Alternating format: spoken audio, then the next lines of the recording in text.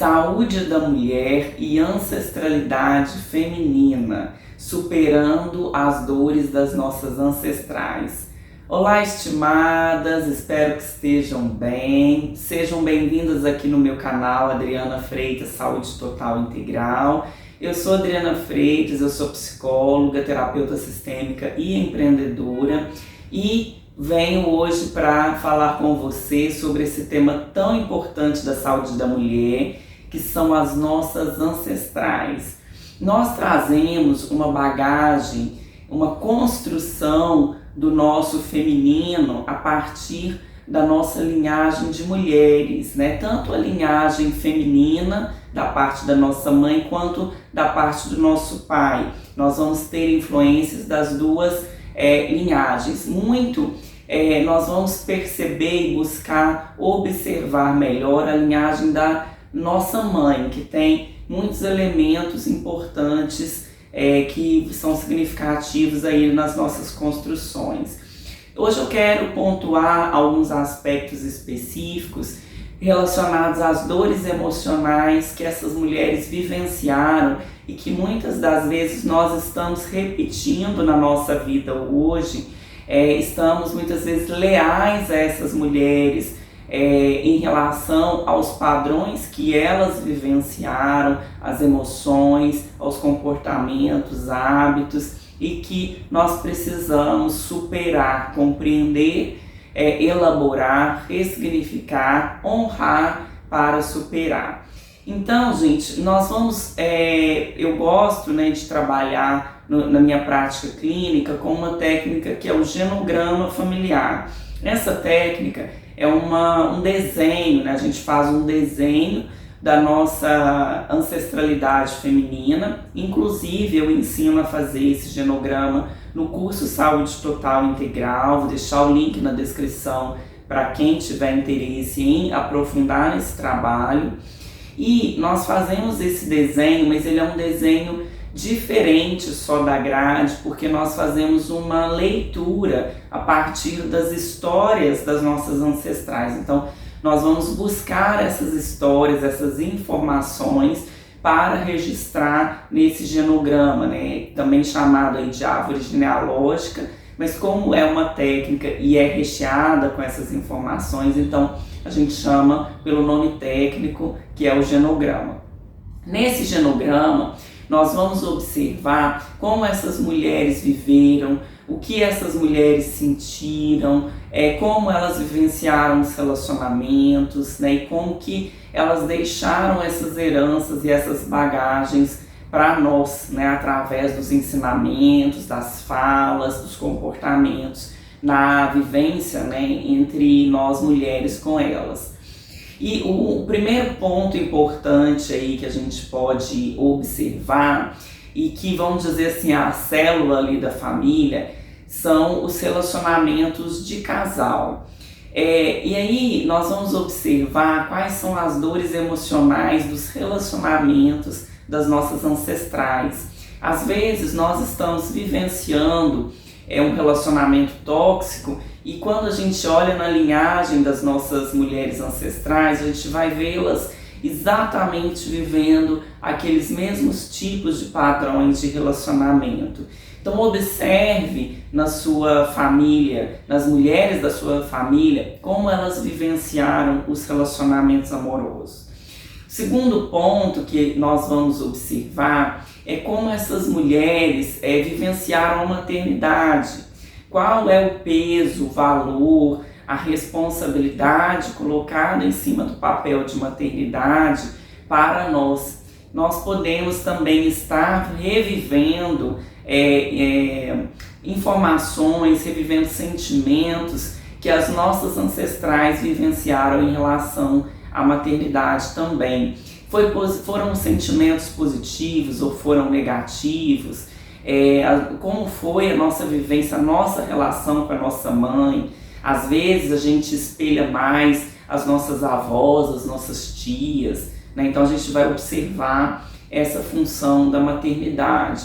Outra função importante aí é a função da saúde, do cuidado consigo mesma. Nós percebemos muito as mulheres num papel de cuidar dos outros e de se priorizar menos, ou se colocar lá eu brinco assim que é 15º, 20º lugar de prioridade. Isso vem muito forte aí da cultura das mulheres, né, da nossa família e também da sociedade. Mas como essas mulheres valorizaram esse lugar de cuidadora e como que nós estamos reproduzindo ou não esse mesmo papel. Isso pode, gente, prejudicar o nosso autocuidado, a priorização da nossa própria vida e dependendo da força desse legado aí de cuidar que nós recebemos, a gente fica paralisada e sem conseguir fazer movimentos para cuidar da nossa própria vida, para realmente fazer o que a gente precisa fazer uma atividade física, alimentar de forma saudável, cuidar do nosso emocional, buscar o equilíbrio emocional, práticas, né, que vão ajudar a gente a ter mais equilíbrio emocional, saúde mental.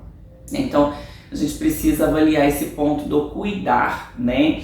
E outra questão também, gente, são os sistemas de crenças que essas mulheres trazem, o que é permitido, o que é proibido, o que elas valorizam e o que elas rejeitam.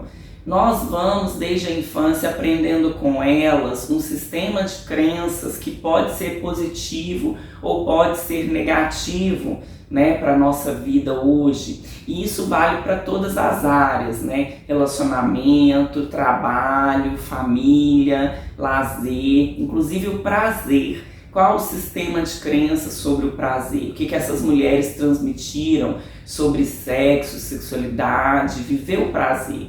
Então, às vezes, a gente está repetindo, né, esses padrões negativos das crenças, né, que elas vivenciaram. E os comportamentos, gente, também estão muito ligados aos hábitos. Quais eram os hábitos que essas mulheres tinham?